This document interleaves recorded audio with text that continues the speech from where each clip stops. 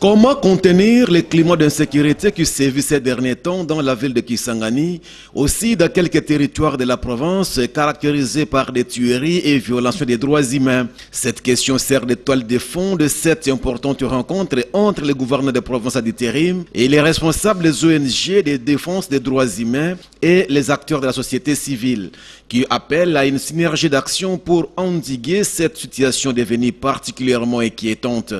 Dusmos Ketengue, chef de la délégation. Nous sommes partis de l'observation de tueries, de meurtres, mais aussi des atteintes au droit à la propriété, qu'on appelle en droit pénal congolais des extorsions, mais aussi des arrestations arbitraires, des enlèvements qui sont opérés ici dans la ville de Kisangani par des personnes dont on dit non autrement identifiées.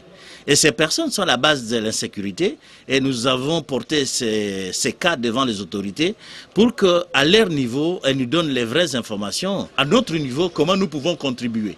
Nous pouvons contribuer notamment dans les domaines du suivi de cette situation-là. Et enfin, soutenir aussi les victimes qui seront identifiées et aussi encadrer la population pour qu'il n'y ait pas de dérapage de sorte justice populaire. Dans ce message, face à une situation qui risque de plonger la population dans des violations des droits humains, les membres de la délégation appellent la population à ne pas désespérer. La synergie d'action mise en place ce jour est porteur d'espoir. Les autorités et les organisations de défense des droits humains et la société civile en général sont engagées pour que l'insécurité cesse à Kisangani et dans la province de la Tchopo. Nous travaillons main dans la main. Il n'y a pas de raison de désespoir au niveau de la population, puisque la population elle-même est représentée par nous et nous la prenons en charge et les autorités, nous devons créer cette synergie. C'est pour cela que notre déclaration est dénommée « Appel à une synergie d'action ». En réaction, Habib Sakapela Maurice salue à sa juste valeur la démarche des défenseurs des droits humains.